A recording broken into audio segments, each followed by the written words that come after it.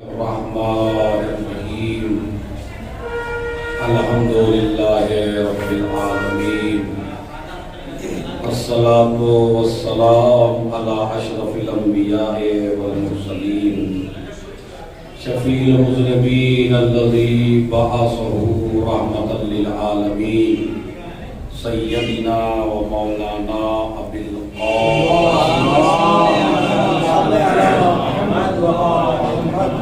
وعلى أهل بيته الطيبين الطاهرين المعصومين المظلومين الذين أذهب الله عنهم الرجس وطهرهم تطهيرا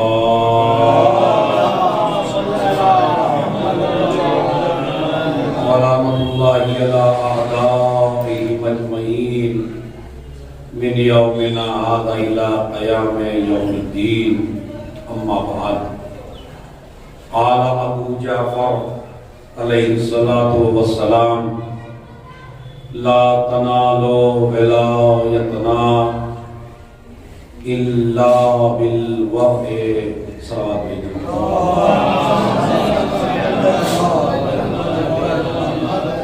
مرتبہ سورہ ہم کی مرتبہ سورہ اللہ کی تلاوت فرما کر سیدہ مہربان و معظمت ان کے سید محمد امیر گروہ کو حساب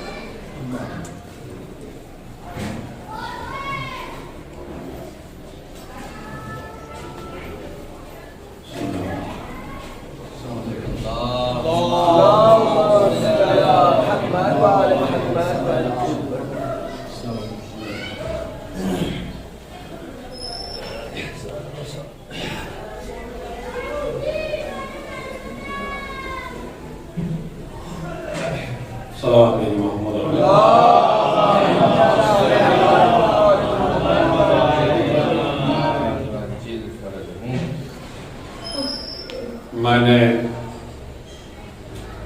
جس حدیث کو آپ حضرات کی خدمت میں پیش کیا ہے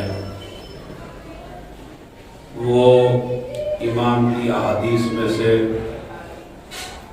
ایک عظیم حدیث جس میں امام علیہ السلام نے اس زمانے کے اور ہر زمانے کے اور اپنے زمانے کے حالات اور اپنے شیعہ اور اپنے ولایت تسلیم کرنے والے اور اپنے سامنے جھکنے والے لوگوں کو اور اپنی طرف منسوب ہونے والے لوگوں کو ایک طریقہ بتایا، ایک سلیقہ سمجھایا کہ ہماری ولایت ہر انسان کو حاصل ہونے والی نہیں ہے۔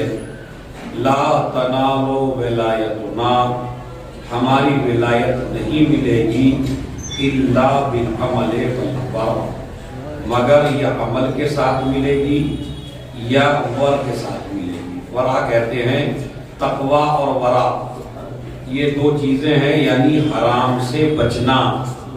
تقویٰ کہتے ہیں حرام سے بچنا، اور ورع کہتے ہیں جن چیزوں پہ شک ہو حرام ہونے کا ان سے بھی آدمی پرہیز کرے۔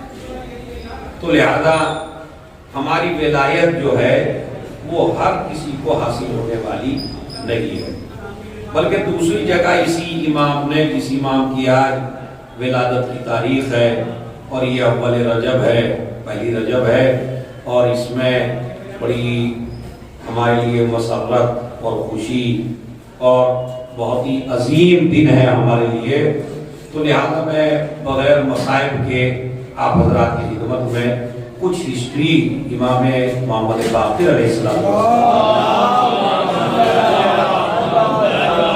کو پیش کرنا چاہتا میں ماشاءاللہ خطبے میں مولانا عامر صاحب نے کچھ نہ کچھ اشارہ کر دیا ہوگا، اور ویسے بھی آپ کو جو جرنل ہسٹری ہے وہ کچھ نہ کچھ معلوم ہی ہے۔ میں تو صرف اور صرف چند وہ چیزیں جو منبر پہ نہیں آ پاتی، جیسے ان کے اقوال، جیسے ان کی باتیں، ان باتوں کو مجھے آپ حضرات کی خدمت میں پیش کرنا ہے۔ دوسری جگہ یہی امام ارشاد فرماتا ہے شیعتنا من اطاع اللہ، ہمارا شیعہ وہ ہے جو اللہ کی اطاعت کرے، یعنی توحید سے ہٹنے کے بعد ہماری شیعت کی کوئی حقیقت نہیں ہے۔ اگر آپ یہ سمجھتے ہو کہ اہل بیت کو ماننا کافی ہے، اہل بیت کو جاننا کافی ہے، ان کے بارے میں گریہ کرنا کافی ہے، عزاداری کرنا کافی ہے، ماتم کرنا کافی ہے، خالی نماز روزہ کافی ہے، تو نہیں، شیعتنا من اطاع اللہ، من اطاع اللہ، ہمارا شیعہ وہ ہے جو اللہ کی اطاعت کرے، یعنی جس کا رابطہ پہلے اللہ سے مضبوط ہو تو بعد میں چانس ہے کہ ہم سے مضبوط ہو جائے، لیکن یہ ممکن نہیں ہے کہ انسان کا عقیدہ ہم سے مضبوط ہو اور ہمارے خدا سے مضبوط نہ، نہیں، شیعتنا، ہمارے شیعہ کی پہچان یہ ہے۔ اگر پہچاننا ہو یہ ہمارا شیعہ ہے یا نہیں تو آپ دیکھیے اس کا اللہ سے رابطہ کتنا گہرا ہے، اس کا توحید سے رابطہ کتنا دقیق ہے۔ اگر اللہ سے رابطہ نہیں ہے تو سمجھ لیجیے کچھ بھی کرے ہمارا شیعہ نہیں ہے۔ اور پھر دوسری جگہ، وہ تو بہت لمبی چوڑی حدیث ہے، وہ مجھے پیش نہیں کرنا ہے، تیسری جگہ اس کا اجر بتایا۔ اجر سنیے کیا، من ثبت علی ولایتنا فی غیبت قائمنا آتاہ اللہ لہ اجر الف شہید مثل شہداء بدر و حنین۔ جو انسان ہماری ولایت پر ثابت قدم رہ جائے، اب یہ ولایت دو معنی میں ہے، محبت کے معنی میں بھی ہے، ولایت بمعنی حکومت اور اقتدار کے معنی میں بھی ہے، یعنی جو انسان ہمیں حاکم تسلیم کرتے ہوئے جس کی زندگی گزر جائے فی غیبت قائمنا، جب ہمارا آخری امام غائب ہو، ہمارا قائم غائب ہو، اس کی غیبت میں، کیوں؟ اس لیے کہ اس کی غیبت میں فتنے سر اٹھائیں گے، علم بیچے جائیں گے، عقیدے فراموش کر دیے جائیں گے، درباری علماء بن جائیں گے۔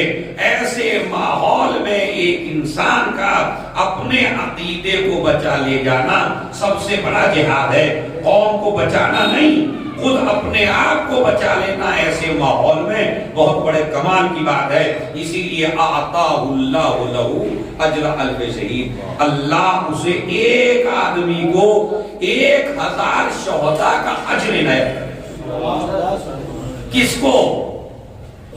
جو عقیدہ ولایت پر باقی رہ جائے، جو ہماری باتوں پر، ہمارے دین پر، ہماری شریعت پر، ہمارے اسلام پر، ہمارے احکام پر، ہمارے اوامر و نہی پر پورا اتر جائے۔ اور یہ بڑا مشکل ہے، یہ اتنا آسان نہیں ہے جتنا آسان ہم اور آپ سمجھ رہے ہیں کہ مطلب ہم تو ہیں باقی ماشاءاللہ ولادت میں محفل کر رہے ہیں، مجلس کر رہے ہیں شہادت پر، اور اس کے علاوہ عزاداری کر رہے ہیں، اور جو کچھ بن رہا ہے وہ کر رہے ہیں، تو ہم تو ہیں ہی باقی ولایت نہیں۔ اس کے اندر پورا دین کمپلیٹ ہو تب جا کے ہے ولایت پہ باقی، مگر ایسے نہیں کہ ایک چیز کے اوپر بہت زیادہ عمل ہو جائے، ایک چیز کے اوپر بالکل عمل نہ ہو۔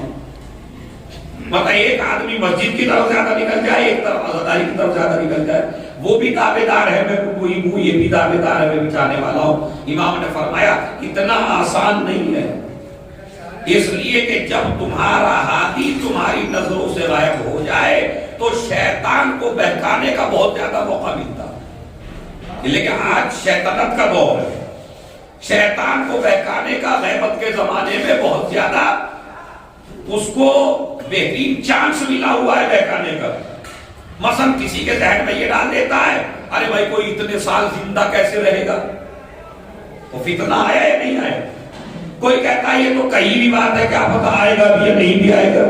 تو اکثر مسلمان تو یہیں سے خارج ہو گئے، کسی کا عقیدہ ہی ختم ہو گیا غیبت کے اوپر سے، کوئی لوگ ہیں جو غیبت کو مانتے ہیں لیکن انہیں مفہوم غیبت نہیں پتا. کچھ لوگ ایسے ہیں جو امام کو تسلیم کرتے ہیں لیکن انہیں امام کی ہسٹری نہیں پتا، امام کے حالات نہیں پتا، امام کے بارے میں نہیں پتا، امام کی زندگی کے بارے میں نہیں پتا. بس یہ معلوم ہے ہمارا ایک امام پردے میں ہے، بس اس کے علاوہ اس کے بارے میں کوئی نالج، کوئی علم، کوئی معرفت. لیکن معرفت ہوگی تو کیسے ہوگی؟ جب نالج نہیں ہوگی تو معرفت ممکن نہیں ہے. مثلا آپ مجھے پہچانے کے کیسے اگر جانتے ہی نہ ہو؟ تو پہلے جاننا ضروری ہے، جاننے کے بعد پہچاننا ضروری ہے. اسی لیے اس امام کے بارے میں جتنی نالج ضروری ہے اس کے بعد اتنی معرفت ضروری ہے. تو ہو گے کیسے ولایت قائم جب آپ ہماری ولایت کو جانتے ہی نہیں؟ من ثبت علی بڑا اچھا جنگ خیبر کے شہید نہیں کہا، جنگ خندق کے شہید نہیں کہا. آپ ذرا ہسٹری پڑھیے، تاریخ میں پڑھیے تو آپ کو ملے گا جتنی خود پہلے سنت کے یہاں جتنا بڑا درجہ بدر کے شہداء کا ہے اتنا بڑا درجہ کسی کا نہیں، کیونکہ اسلام کی پہلی جنگ ہے. اور اسی عدد کو لوٹایا جائے گا ہمارے آخری امام کے ساتھ میں. اس میں بھی تعداد خیبر و خندق کی بیان نہیں ہوئی ہے، اس میں بھی وہی تعداد بیان ہوئی ہے جو تعداد جنگ بدر میں بیان کی گئی تھی. تو اس کا مطلب یہ ہے، اسی لیے کہا گیا بدر خیبر کے 2 صحابی، بدر کا 1 صحابی، خندق کے 2 صحابی، بدر کا 1 صحابی، دوسرے 2 صحابی، بدر میں حاضر ہونے والا 1 صحابی، اس کی گواہی 2 کے برابر ہے. اور اگر کسی کے بارے میں گواہی دے کے چلا جائے بدر کا صحابی تو پھر اس کی گواہی کو رد نہیں کر سکتا. یہ مسلمہ فیصلہ ہے، کمال کا مسئلہ ہے. جو بدر میں حاضر ہو جائے اس کی گواہی مسلمان رد نہ کرے.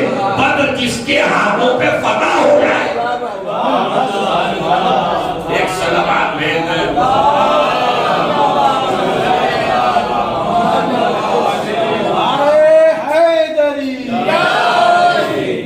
بدر جس کے ہاتھوں پر فتح ہو جائے تو پھر اس کی گواہی کو کسی مسلمان کو رد کرنے کا کوئی حق نہیں ہے. من ثبت علی ولایتنا فی غیبت قائمنا 3 حدیثیں 5 حدیثیں پڑھنی ہیں، اس کے بعد آپ کی رحمت کو تمام کر دینا ہے. 3 حدیثیں ہو گئی، 4تھی حدیث سن لیجیے. یہ ایک عمل ہے، ایک ہوم ورک ہے اور ایک ایسی شے ہے کہ جو سب کے کام آنے والی ہے. جتنے بھی حاضرین ہیں سب کے کام آنے والی ہے. ایک وصیت ہے، ایک باپ کی ایک بیٹے، اور وصیت ہے 5ویں امام کی 6ٹھے امام.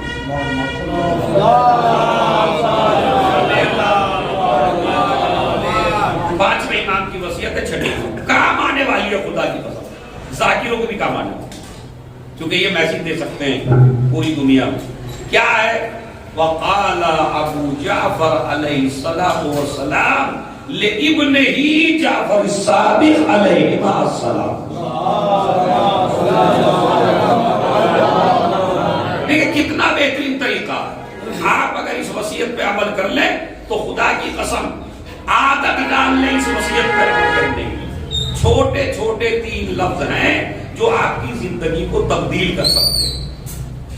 پہلا جملہ یا بنیا، اے میرے لال، اے میرے بیٹے، اذا انعم اللہ علیک بنعمت فقل الحمدللہ رب العالمین. کتنا بہترین جملہ. اے میرے لال، جب بھی تم پہ کوئی نعمت اللہ کی طرف سے نازل ہو، اذا انعم اللہ علیک بنعمت، جب بھی اللہ تجھے کوئی نعمت دے. اب آپ نعمت کا ایسا تو نہیں کہ اتنے انجان ہیں کہ آپ کو نعمت کا بھی نہیں پتا کہ نعمت کیا ہوتی ہے. کوئی بھی نئی چیز آپ کو ملے جو آپ کے فائدے کی ہو اسے نعمت کہا جاتا ہے. نقصان کی چیز کو نعمت نہیں کہتے. جو آپ کے فائدے کی چیز ہو اور وہ آپ کو مل جائے تو اسے کہتے ہیں نعمت. مثلا آپ بھوکے ہیں تو بھوک میں آپ کو سونا نہیں چاہیے، بھوک میں آپ کو چاندی نہیں چاہیے، بھوک میں آپ کو پیسہ نہیں چاہیے، بھوک میں آپ کو کیا چاہیے؟ 1 وقت کا کھانا چاہیے. تو اگر تم بھوکے ہو تمہیں کھانا مل جائے. مثلا آپ جاب سے آئے, بھوک تیز لگی ہوئی ہے, اس وقت آپ کو پیسے کی ضرورت ہے یا کھانے کی ضرورت ہے؟ جاب سے آئے تھکے ہوئے صبح سے لے کے رات تک, اور اب آئے دسترخوان بچھا ہوا, آپ نے اپنے ٹیبل پر دسترخوان کو بچھا ہوا دیکھا تو یہ نعمت خدا ہے یا نہیں؟ نعمت خدا ہے. تو دسترخوان کو دیکھنے کے بعد آپ کو کیا کہنا ہے؟ الحمدللہ. سیراب ہو جائیے, پیٹ بھر گیا, ٹھیک طریقے سے میں نے کھا لیا, الحمدللہ. آپ کو بیٹا مل جائے تو بیوی, اس بیوی کو خبر خود بخود ہو جائے گی. بھائی سمجھ آئے؟ آپ کو بیٹا مل جائے تو بیٹا ملنے کے اوپر بہن کو بعد میں بتائیے, رشتے داروں کو بعد میں بتائیے, خاندان والوں کو پہلے بتائیے, ان سب کو بعد میں بتائیے گا. جیسے ہی بیٹے کی خبر آپ کو ملی, پہلا شکر خدا ادا کیجئے, بسم اللہ الرحمن الرحیم, الحمدو. تو یہ عبادت خدا ہو گئی یا نہیں ہو گئی؟ آپ بے جاب تھے, آپ کو جاب مل گئی, بے اولاد تھے, آپ کو اولاد مل گئی, آپ بھوکے تھے, آپ کو کھانا مل گیا, آپ پیاسے تھے, آپ کو پانی مل گیا, آپ گھر میں بیٹھے ہوئے تھے, فرش مجلس پہ آنے کا موقع مل گیا. کیا کہیں گے؟ پہلی رجب جیسی سعادت. مثلا کتنے لوگ ہیں جو فرسٹ رجب کو پچھلے سال اس دنیا میں تھے, اور آپ ہیں اس سال ہیں. مثلا آپ دوسرے لوگ جو تھے وہ نہیں رہے بیچارے, تو اب آپ کو فرسٹ رجب پانے کے بعد کیا کہنا چاہیے کہ ہمیں اس سال پیر امام محمد باقر علیہ السلام کے جشن مسرت میں جانے کا موقع مل گیا. تو ایمان کیسے بتائیے کہ ہے نہیں الحمدللہ کہنے لگے. تو جب بھی کوئی نعمت ملے, اور خود امام نے فرمایا, یہ تو میں نے ان کے باپ کی وصیت کو نقل کیا, بیٹے نے ایک جملہ فرمایا, وہ کہتے ہیں اگر کوئی انسان اذا اصبح, اگر صبح کرے اور صبح کے وقت کہہ دے الحمدللہ, تو گویا کہ اس نے پورے دن کی نعمتوں کا شکریہ ادا کرنا. اور جب رات میں بستر پہ چلا جائے, بستر پہ سو جائے, اور سونے سے پہلے کہتے ہیں الحمدللہ, تو گویا کہ اس نے پوری رات کی نعمتوں کا حق ادا کرنا. تو دو دفعہ, ایک مرتبہ صبح میں, ایک مرتبہ رات میں, اگر الحمدللہ پڑھ لیا جائے, کتنی دیر لگے گی بھائی؟ میرے خیال میں 2 سیکنڈ بھی نہیں لگتی, 1 سیکنڈ بھی نہیں لگتی شاید. الحمدللہ جلدی سے الحمدللہ کہیے. ایک مرتبہ صبح میں کہیے, دن بھر کی نعمتوں کا شکریہ ادا کر دیا. ایک مرتبہ رات میں کہیے, تو رات کی پوری رات عبادت میں بسر ہوگی. بلکہ ان کے بیٹے نے تو اور آگے بڑھ کے فرمایا کہ جب تمہیں اپنی صورت آئینے میں اچھی لگنے لگے, خدا کی قسم کیا قول ہے, سونے کے حروف سے لکھنے کے لائق نہیں. پتا کیا, ہر جوان کی جتنے بھی آپ بیٹھے ہوئے ہیں, ماشاءاللہ میں دیکھ رہا ہوں کنگھی سب کے ہوئی ہے, علاوہ جن کے سر پہ بال نہ ہو. کنگھی جو ہے وہ سب کر کے آتے ہیں, آنے سے پہلے مرتب ہوتے ہیں. رسول اللہ صلی اللہ علیہ وآلہ وسلم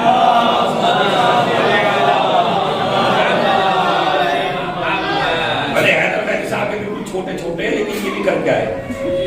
تو مطلب کر کے آتا ہے آدمی کنگھی. رسول اللہ جب اپنے نکلتے تھے کسی جنگ کے لیے, تو گھر میں ایک چشمہ موجود تھا, اس چشمے میں باقاعدہ اپنی شکل دیکھا کرتے تھے, اور آپ اسے آئینہ سمجھتے تھے, تصور کرتے تھے. آپ کو پتا ہے چشمے میں صورت نظر آ جاتی, اس میں اپنی زلفوں کو ٹھیک کر کے نکلتے تھے.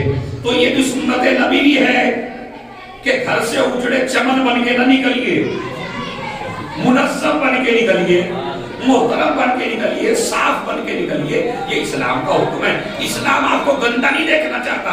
یہ تو آج ہماری نالائقی ہے کہ آج مسلمان کی پہچان ہے گندگی.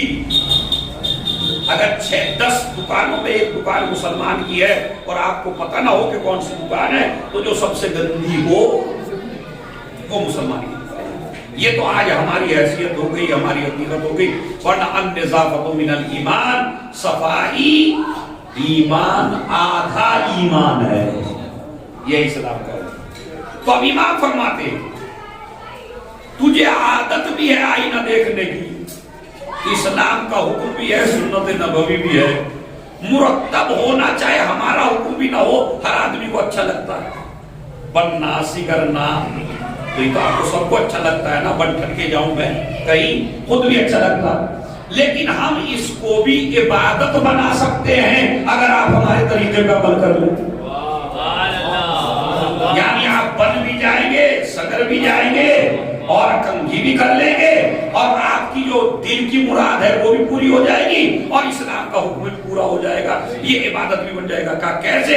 کہا جب تجھے اپنی صورت آئینے میں اچھی لگنے لگے تو ایک مرتبہ اپنی زبان سے کہہ دے الحمدللہ، تمام تعریفیں اس اللہ کے لیے ہیں جس نے مجھے خوبصورت بنایا۔ ایک صلوات بھیجنے محمد،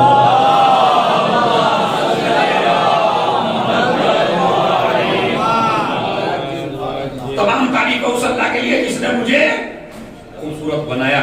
جب آپ کو اپنی صورت اچھی لگنے لگے گی تو آپ کو وہ صورت بنانے والا ضرور یاد آنا چاہیے، لیکن یہ بھی ایک نعمت ہے کہ آپ کو اگر ملا ہے یہ حسن و جمال، ان اللہ جمیل و یحب الجمال، اللہ کو تو خوبصورت ہے، خوبصورتی کو پسند کرتا ہے، لہذا جمال ہونا چاہیے آپ کے اندر، اور جمال کو دیکھنے کے بعد اللہ کی آپ تعریف کریں۔ تو یہ بھی الحمدللہ ایک دفعہ کہہ دیجئے، انشاءاللہ آپ کا یہ آئینہ دیکھنا بھی عبادت بن جائے گا۔ تو یا بنیا، اے میرے لال، اے میرے بیٹے، اذا انعم اللہ علیک بنعمت، جب اللہ تجھے کوئی نعمت دے فقل الحمدللہ، ایک مرتبہ کہہ دے الحمدللہ۔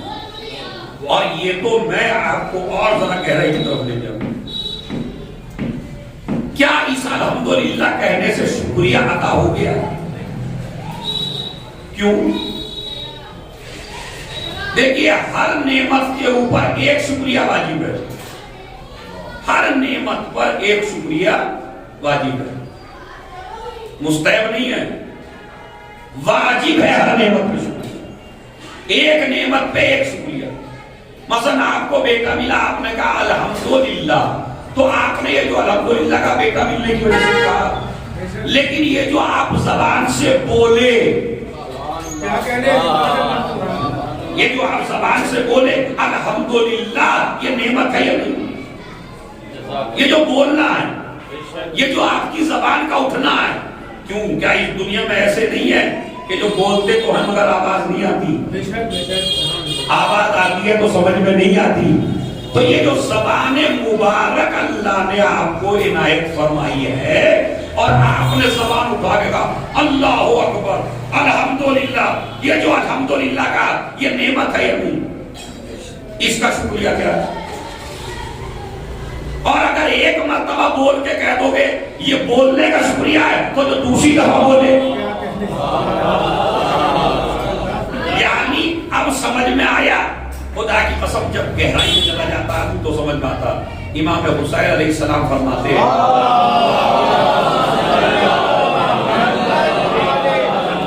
ہر چیز ممکن ہے لیکن تیرا شکریہ ممکن۔ یہ امام حسین علیہ السلام کا فرمان ہے، ہر چیز ممکن ہے مگر تیرا شکریہ ممکن، اس لیے کہ میں تمام چیزوں کا شکریہ کہاں سے ادا کروں گا؟ بولیے ذرا، تمام چیزوں کا شکریہ ادا کروں گا زبان سے، لیکن زبان سے بولنے کا شکریہ کہاں سے ادا کروں؟ اب یہ ممکن نہیں ہے، ایک شکریہ کے اوپر دوسرا شکریہ، دوسرے شکریہ کے اوپر تیسرا شکریہ۔ اے معبود، تمام چیزوں کا شکریہ ادا کیا اس زبان سے، مگر اس زبان کا شکریہ کیسے ادا کروں؟ یہ بھی تو تیری دی ہوئی نعمت ہے۔ اس کا مطلب ہے ہر چیز کا شکریہ ممکن ہے لیکن خدا کا شکریہ ممکن نہیں ہے۔ اور اس امام کے القاب میں، جس امام کی آج تاریخ ولادت ہے، اس کا ایک لقب کتابوں میں آپ کو ملے گا، شاکر، باقر، صابر، ہادی، شاکر، نمایاں لقب ہے باقر اور شاکر۔ تو شاکر امام کے لقب میں سے ایک لقب ہے، شاکر۔ دیکھیے نعمتیں مل گئی اس پہ شکریہ ادا کر دیا، یہ الگ مسئلہ، لیکن کربلا جیسے واقعے کو اپنی نظروں سے دیکھ کے شاکر کا خطاب پانا، یہ اس امام کا کارنامہ تھا۔ ایک صلوات بھیجو محمد،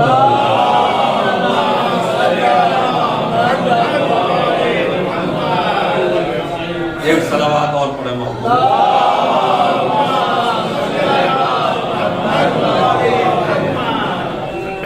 تو اس امام کے لقب میں سے ایک لقب ہے شاکر۔ شاکر شکر ادا کرنے والا۔ کیسے ماحول میں شکر ادا کرنے والا بتائیے؟ ایسے ماحول میں کہ جس نے اگر 3 سال کا بچہ کوئی بڑا حادثہ دیکھ لے، آپ کا 3 سال کا بچہ یا 4 سال کا بچہ کوئی حادثہ دیکھ لے بہت بڑا، اور اس کے ساتھ کوئی حادثہ ہو جائے، تو آپ نے نہیں دیکھا بعض بچے بے ہوش ہو جاتے ہیں اس حادثے کو یاد کر کے، ذہنی توازن ان کا ٹھیک نہیں رہتا، جوان بھی ہو جاتے ہیں تو اس واقعہ ان کے ذہن سے نہیں نکلتا، ذہنی توازن خراب ہو جاتا ہے۔ بھائی اگر کسی کے ماں باپ بچپن میں ایکسیڈنٹ میں اور بچے کو سانحہ یاد رہ جائے، ایکسیڈنٹ میں دونوں باپ پر گئے سامنے، تو بچے کا ذہنی توازن ٹھیک نہیں رہتا، سوتا ہے تو ڈرتا ہے، جاگتا ہے تو ڈرتا ہے، کوئی کام کرتا ہے تو ڈرتا ہے، مجمع میں آتا ہے تو ڈرتا ہے، گھبراتا ہے، اور اگر اس سے پوچھا جائے وہ واقعہ تو اس میں اتنی طاقت نہیں ہے کہ جو واقعہ بیان کر سکے، بلکہ ہم اور آپ رشتے دار کیا کہتے ہیں؟ ارے میاں اس بچے سے نہ پوچھیے، کہتے نہیں کہتے اس بچے سے نہ پوچھیے کہیں غم تازہ نہ ہو جائے۔ اب آپ یقین کر کے سوچئے اس امام کا کتنا بڑا احسان ہے اس پوری کائنات کے اوپر، جس عمر میں بچوں کا ذہنی توازن خراب ہو جاتا ہے اور بڑا حادثہ دیکھنے کے بعد انسان اپنے ذہن پر قابو اور کنٹرول نہیں کر پاتا ہے، ایسے واقعے کو دیکھنے کے بعد جو شکر خدا کر کے شاکر بن جائے اسے باطل کہا جاتا ہے۔ یہ میری مجلس کا بہت بڑا جملہ تھا جو میں نے آپ کی خدمت میں پہنچایا۔ ایسے حالات میں شکر خدا کر کے جو شاکر بن جائے اسے باطل کہا جاتا ہے، اور اس بچے سے واقعہ نقل نہیں کرایا جاتا جس نے حادثے کو دیکھا ہو۔ یہ کمال کا مسئلہ ہے کہ آج کربلا کا واقعہ بھی اسی امام کی زبان مبارک سے نقل ہوا۔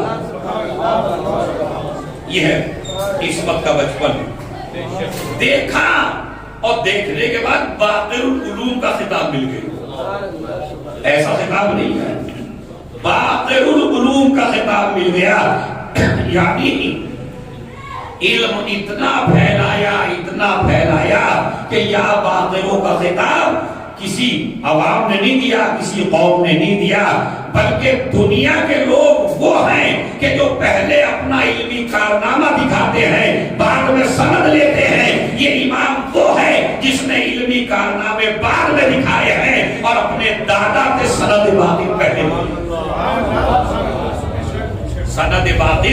پہلے لے لیا۔ اے جابر تمہاری ملاقات میرے ایک بیٹے سے ہوگی، اس کا نام محمد ہوگا، اس کا لقب باقر ہوگا، جب تم اس سے ملنا تو اسے میرا، روایت آپ کی سنی ہوئی ہے۔ میں آپ کو بتانا چاہتا ہوں یہ جابر مر سکتا ہے جب تک سلام نہ پہنچائے، ممکن ہے چاہے جتنا بوڑھا ہو جائے۔ کیوں؟ اس لیے کہ نبی نے سلام کی ایک حکم، سلام کا ایک حکم حوالے کیا ہے جابر کے، تو جب تک سلام کا یہ حکم نہ پہنچا دے جابر 5ویں امام کو، تب تک تمام سنی شیعہ لکھتے ہیں کہ اس کو موت آنے والی نہیں ہے۔ سلام اسلام کا ایک حکم ہے بھائی، سلام پورا اسلام نہیں ہے، سلام اسلام کا ایک حکم ہے۔ اس کا مطلب یہ ہے اگر رسول اللہ ذمہ داری سونپ دیں سلام کا ایک حکم پہنچانے کی، تو جب تک نہیں مرے گا، جب تک وہ پیغام نہ پہنچا دے، تو جس امام کو پورے اسلام کی ذمہ داری سونپی گئی ہو وہ بھی جب تک نہیں دنیا سے جائے گا جب تک پورا پیغام نہ پہنچا دے۔ ایک سلامات بھیجیں محمد،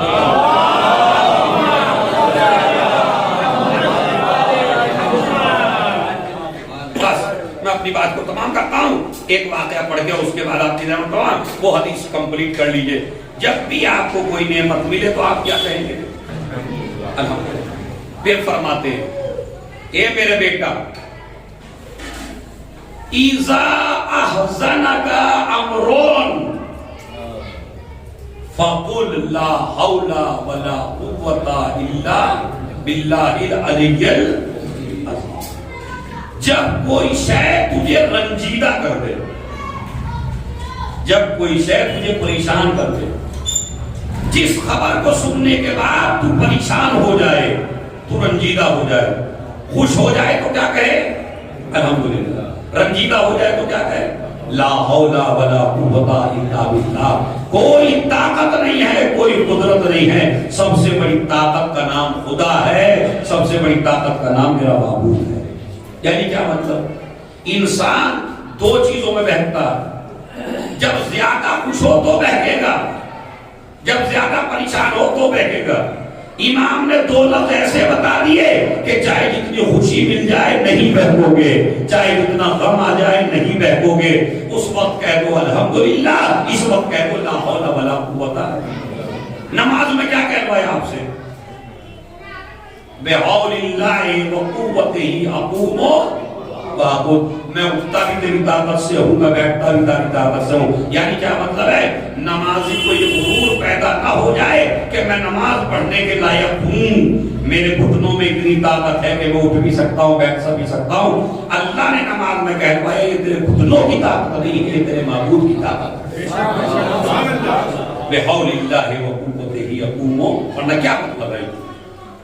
لا حول ولا قوت الا باللہ، سب سے بڑی طاقت میرے معبود کی ہے. تیسرا جملہ، تیسری وصیت بڑی عجیب ہو گئی. کیا کہتے ہیں؟ جب کوئی نعمت ملے تو کہو الحمدللہ، جب کوئی شے پریشان کر دے کہو لا حول ولا قوت الا باللہ. تیسرا جملہ پانچویں امام کا، اذا ابطأ علیک الرزق. یہ بہترین نسخہ ہے آپ کے لیے. اذا ابطأ علیک الرزق، جب آپ کے رزق میں تنگی ہو جائے. اب یہ کرونا وائرس کا زمانہ چل رہا ہے، کتنے لوگ ہیں بیچارے جو رزق کی وجہ سے، روزی کی وجہ سے پریشان ہیں. تو اس میں اب امام کا تحفہ میں آپ کو دینا چاہتا ہوں. اذا ابطأ علیک، تمہارا پانچواں امام جس کی آج ولادت کی تاریخ ہے، وہ کہتا اذا ابطأ علیک الرزق، جب تمہیں رزق میں تنگی محسوس ہونے لگے اور رزق سستی سے آئے. ابطأ کہتے ہیں سستی کو، یعنی رزق آئے مگر کم کم آئے، جتنی ضرورت ہو اتنا نہ آ پائے، تو فقل استغفر اللہ. اپنی زبان مبارک میں کیا جاری کرنا چاہیے؟ ہم الٹا سمجھتے ہیں، ہم سمجھتے ہیں کہ اگر میں نے خورے جی میں کہہ دیا استغفر اللہ تو لوگ سوچیں کہ مولانا صاحب پتہ نہیں کون سا گناہ کر کے آئے. ہاں کر کے دیکھیے، ذرا زور سے بولیے گا کبھی کسی کے سامنے استغفر اللہ، تو وہ خود اپنے کو غلط سمجھنے لگا گا بیچارہ جو سامنے، جس کے سامنے کہہ رہے ہو یار میں کوئی مذاق ہوں، میں کوئی گناہ ہوں جو مجھے دیکھ کے استغفار پڑھ رہا ہے. تو اس کیوں یہ ہمارے ذہن میں آیا؟ کیوں آیا؟ اس لیے کہ ہم استغفر اللہ کا مطلب صرف اتنا سمجھے کہ جب کوئی گناہ کر لو، کوئی غلطی کر لو تو کہو استغفر اللہ. تو ہم نے اس کو جوڑ، جیسے انا للہ و انا الیہ راجعون کو ہم نے کس سے جوڑا؟ انتقال سے. آپ ذرا ایک مرتبہ کہتی ہے انا للہ و انا، کوئی مر گیا ہو، حالانکہ انا للہ کی آیت جو ہے وہ مرنے سے مخصوص نہیں ہے. جب بھی کوئی غم کی خبر سنائی جائے تو اس میں کہیے انا للہ و انا الیہ. اسی طرح استغفر اللہ مخصوص نہیں ہے. اچھا ہمارے اماموں کا فلسفہ جوانوں آپ سنیے، سمجھ میں نہیں آتا جب تک ہم غور نہیں کرتے. یہ دعائے کمیل، یہ دعائے مشروع، اسی طرح اور بھی ہمارے پاس دعائیں ہیں، اس میں ائمہ کا استغفار موجود ہے. موجود ہے یا نہیں؟ امام علی نے استغفار کیا، امام حسن نے استغفار کیا، امام حسین نے استغفار کیا. یہ پوری ایک ہسٹری دعاؤں کی اگر ہمارے مجمع تک پہنچ جاتی تو اس کے اندر یہ سلیقہ آ جاتا کہ استغفار گناہوں کے بعد نہیں کی جاتی. اگر گناہوں کے بعد کی جاتی تو ہمارا کوئی امام استغفار نہ کرتا. اماموں کا استغفار کرنا دلیل ہے کہ استغفار صرف گناہوں کے بعد نہیں ہے، بلندی درجات کے لیے. ورنہ ہمارا امام کیوں استغفار کرے گا بھائی؟ اگر گناہ کے بعد ہی استغفار ہوتا ہے تو ہم علی کیوں استغفار کریں گے، حسن کیوں استغفار کریں گے، حسین کیوں استغفار کریں گے؟ یہ استغفار کرنا دلیل ہے کہ گناہ کے بعد استغفار نہیں. تو اور کہیں کے لیے تمہارے پاس امام نے بیان کر دیا، جب تمہیں جاب نہ ملے، جب تمہیں نوکری نہ ملے، جب تمہیں رزق میں تنگی ہو جائے تو رات میں پڑھیے استغفر اللہ ربی واتوب الیہ، استغفر اللہ ربی واتوب الیہ. اور اس کی دلیل میں آپ کو دیتا ہوں. دلیل سن لیجیے، آیت نہیں پڑھوں گا کیونکہ وقت زیادہ ہو گیا، ایک واقعہ پڑھنا ہے اس کے بعد میں تمام ایک صلوات بآواز بدل.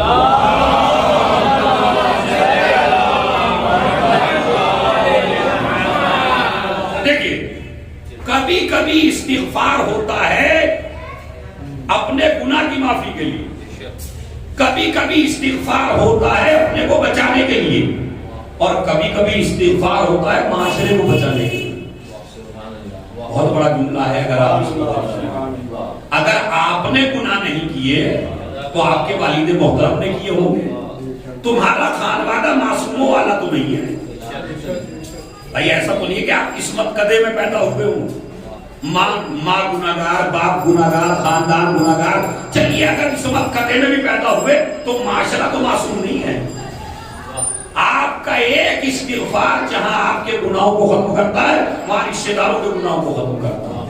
فرض کیجئے میرے نام اعمال میں کوئی گناہ نہیں ہے لیکن میں کہتا ہوں استغفر اللہ، تو اللہ اتنا کریم ہے کہ اس استغفار کی وجہ سے تیرے باپ کے گناہوں کو معاف فرمائے گا، تیری ماں کے گناہوں کو معاف فرمائے گا، تیرے رشتہ داروں کے گناہوں کو معاف فرمائے گا. تو چلیے میرے ماں باپ نے بھی گناہ نہیں کیا تو اس معاشرے کو معاف کروائے گا جس معاشرے میں آپ رہتے ہیں. اب میں آپ کو بتاتا ہوں، استغفار کرنے والا، بس غور سے سنیے گا بات تمام ہو رہی ہے. استغفار کرنے والے کا وجود ایسے ہی ہے جیسے امت میں نبی کا وجود. آگے میں نے جملہ کہہ دیا، آیت میں آپ کو پڑھتا ہوں تو انشاءاللہ آپ کو ذہن میں آ جائے گا. وَمَا كَانَ اللَّهُ لِيُعَذِّبَهُمْ وَأَنْتَ فِيهِمْ. اے میرے نبی جب تک آپ اس قوم کے درمیان میں ہیں ہم عذاب نازل نہیں کریں گے. کب تک؟ جب تک آپ کا وجود گرامی اس قوم کے درمیان میں ہم عذاب نازل نہیں کریں گے. تو آپ کیا سمجھتے ہیں خالی رسول کی وجہ سے عذاب نہیں آتا کہ رسول کے وجود کی وجہ سے اس نہیں؟ قرآن نے آیت پڑھائی وَمَا كَانَ اللَّهُ مُعَذِّبَهُمْ وَهُمْ يَسْتَغْفِرُونَ. اور ہم اس قوم پہ جب تک عذاب نازل نہیں کریں گے جب تک اس قوم میں استغفار کرنے والے موجود ہیں. میں نے آیت پڑھی ہے، اب اس پہ آپ غور کیجئے. یعنی یہ رسول کی وجہ سے عذاب نہیں آئے گا یا استغفار کرنے والے کی وجہ سے عذاب نہیں آئے گا.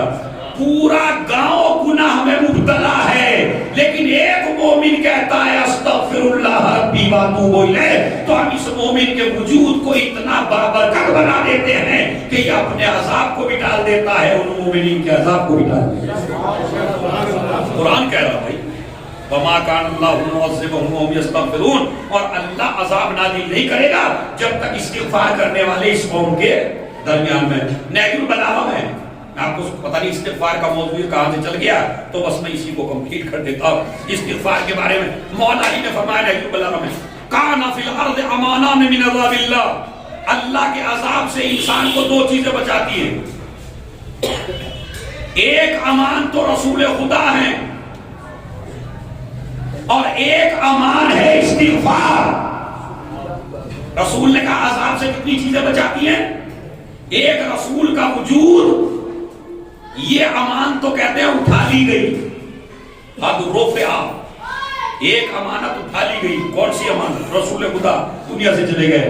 اما الامان الباقی، مگر ایک امان ہے جو باقی ہے، ارے توجہ چاہتا ہوں، اور وہ ہے استغفار۔ مگر ہم گناہگاروں کی زبان کی استغفار کا اتنا وزن نہیں ہے، تو ماننا پڑے گا کہ کوئی ایسا ہے کہ جو وجود نبی بھی ہے اور وجود استغفار بھی ہے، اور وہ ہے تمہارا بارہواں امام کہ جس سے وجود دو امان ایک امان میں آ کے جمع ہو گئی، اور وہ ہمارا بارہواں امام جو استغفار بھی کرتا ہے۔ اب حدیث سمجھ میں آئی، اگر ہم 1 منٹ کے لیے بھی نظریں اٹھا لیں تو زمانہ تمہیں پیس کے رکھ دے، یہ امام کا استغفار ہے جو تمہیں بچائے ہوگا۔ علی علیہ السلام کے پاس ایک شخص آیا، کہنے لگا یا رسول مولا کائنات، میرے بہترین باغ تھا سوکھ گیا، پھل نہیں آ رہے، کوئی نسخہ بتائیے۔ امام نے کہا استغفار کرو، چلا گیا۔ دوسرا آیا، کھیت میں پانی دینے کے لیے نہیں ہے، نہر سوکھ گئی ہے، امام نے کہا تو بھی استغفار کر۔ ایک آیا، پھلوں کی کمی ہو رہی ہے، کہا تو بھی استغفار کر۔ ایک آیا، اس نے کہا میرے اولاد نہیں ہے، امام نے کہا تو بھی استغفار کر۔ ایک آدمی آیا، میرے گناہ زیادہ ہو گئے، کہا تو بھی استغفار کر۔ ابن عباس بیٹھا تھا، ابن عباس نے کہا مولا 5 آدمی آئے، 5 کو ایک ہی نسخہ، بے اولاد آیا اس کو بھی استغفار، باغ والے آئے اس کو بھی استغفار، کھیت والے آئے اس کو بھی استغفار۔ کہا ابن عباس کیا سورہ نوح پڑھا ہے؟ قرآن مجید نے بیان کیا ہے اگر گناہ زیادہ ہو جائے فَقُلْتُ اسْتَغْفِرُوا رَبَّكُمْ إِنَّهُ كَانَ غَفَّارًا، اپنے رب سے استغفار کرو وہ بخشنے والا ہے۔ يُمْدِدْكُمْ بِأَمْوَالٍ وَبَنِينَ وَيَجْعَلْ لَكُمْ جَنَّاتٍ وَيَجْعَلْ لَكُمْ أَنْهَارًا۔ جب تمہارے باغ اور کھیتیاں سوکھ جائیں تو استغفار کرو، جب تم بے اولاد ہو جاؤ اولاد چاہو تو استغفار کرو۔ اس کا مطلب ہے استغفار خالی گناہوں کے بعد نہیں ہے، اولاد چاہیے۔ اور تمہارا 5واں امام کیا کہتا ہے؟ اِذَا أَبْطَأَ عَلَيْكَ الرِّزْقُ، جب رزق کی تنگی ہو جائے تو کہو استغفر اللہ ربی واتوب الیہ۔ یہ وصیت نامہ تھا، میں نے آپ کی خدمت میں پڑھ دیا۔ اس امام کی لقب باقر ہے، شاکر ہے، صابر ہے، نام محمد ہے۔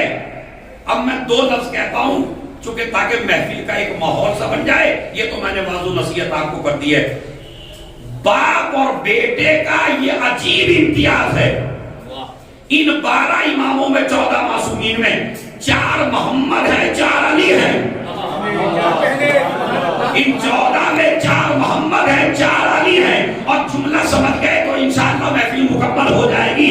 اور اس باپ بیٹے کا امتیاز یہ ہے، علی کی فہرست میں علی کے بعد پہلا علی باپ ہے، محمد کی فہرست میں محمد کے بعد پہلا محمد 5واں امام۔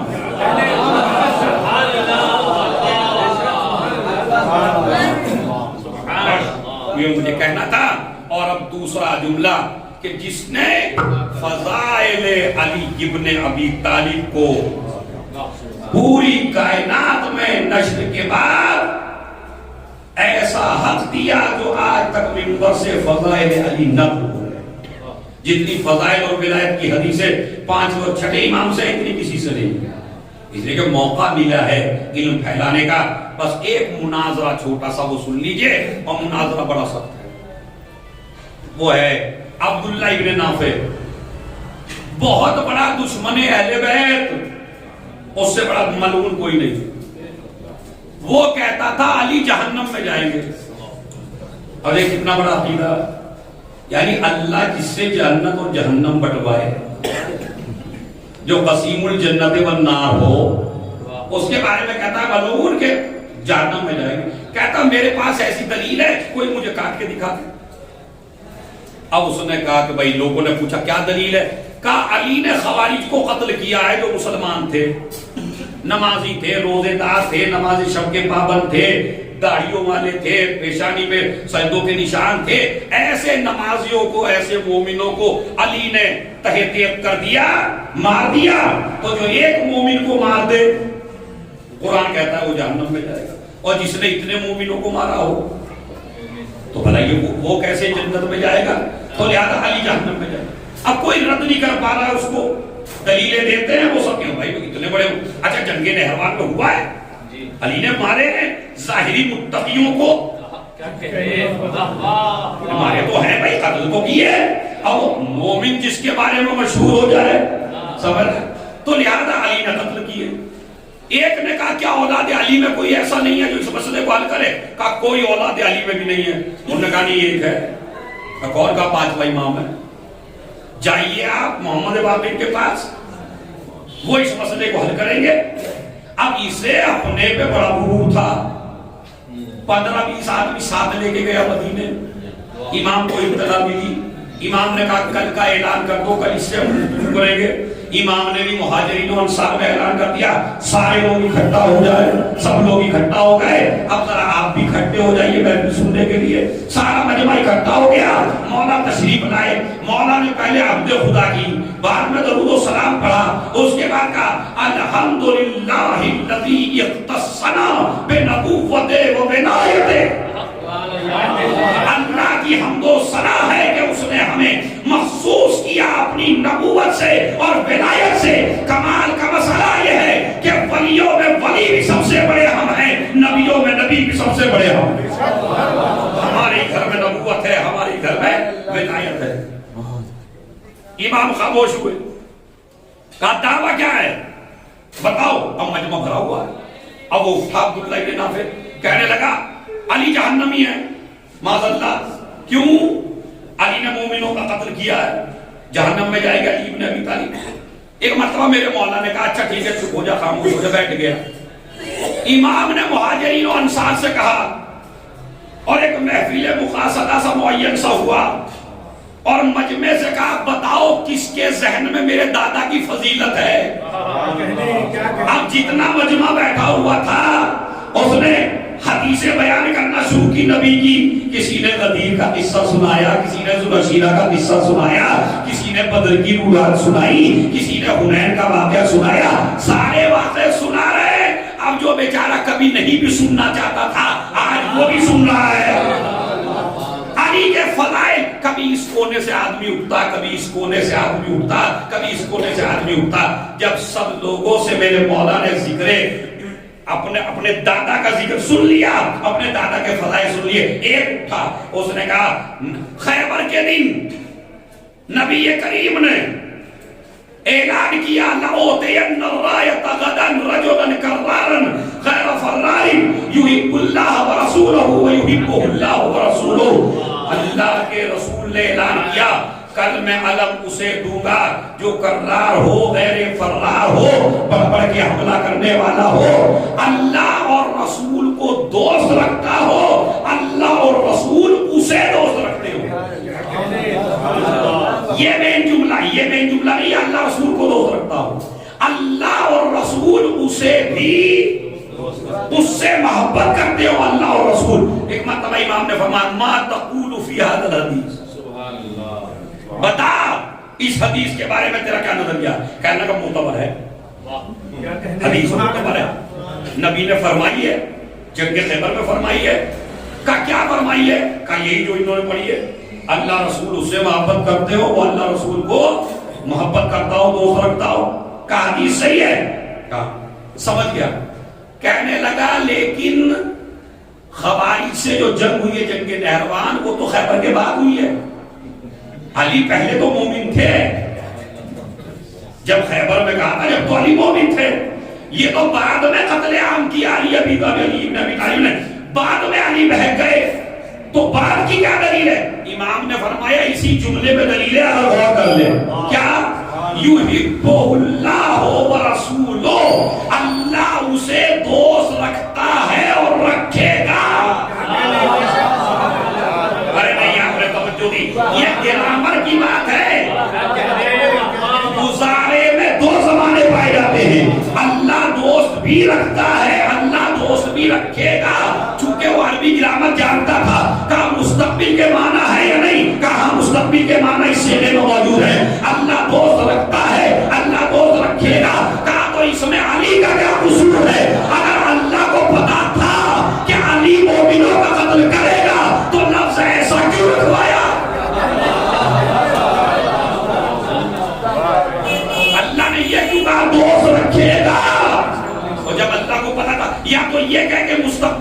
علماء کو علم نہیں ہے، یا یہ کہے کہ علی نے غلط نہیں کیا، چاہے علی قتل بھی کر دے، ارے توجہ چاہتا ہوں، علی قتل بھی کر دے، علی کے ہاتھوں سے جو قتل ہو جائے اس کا نصیب بنتا ہے جہنم۔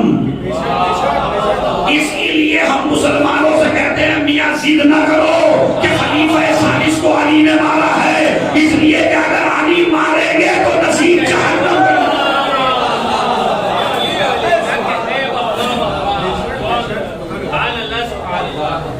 بس پروردگار اس ذکر عظیم کا واسطہ، ہمارے اس امام کا واسطہ، اس اول رجب کا واسطہ، اس کی رحمتوں کا واسطہ ہماری پریشانیوں کو دور فرما، ہماری مصیبتوں کو دور فرما، جو مر چکے ہیں ان پر رحمت نازل فرما، جو زندہ ہیں انہیں عمل خیر کی توفیق عنایت فرما۔ پروردگار ہمارے گناہ کبیرہ اور صغیرہ کو معاف فرما، اس کرونا وائرس سے نجات عنایت فرما۔ پروردگار تیری بارگاہ میں دستخط ہوا ہیں، جو بے اولاد ہیں انہیں اولاد نعینہ عنایت فرما، جو مریض ہیں ان کو شفاء کاملہ عنایت فرما، جو مقروض ہیں ان کے قرضوں کو غیب سے عطا فرما۔ سیان حیدر کرار جہاں کہیں بھی ہیں ان کی جان کی، مال کی، عزت کی، آبرو کی حفاظت فرما۔ امام زمانہ اجل اللہ فرجہ الشریف کے ظہور میں تحجیب فرما، تحجیب فرما۔ ایک مرتبہ سورہ حمد، 3 مرتبہ سورہ قل اللہ کی تلاوت فرما کر سیدہ مہربان و مرحومہ بنت سید محمد امین کی اوپر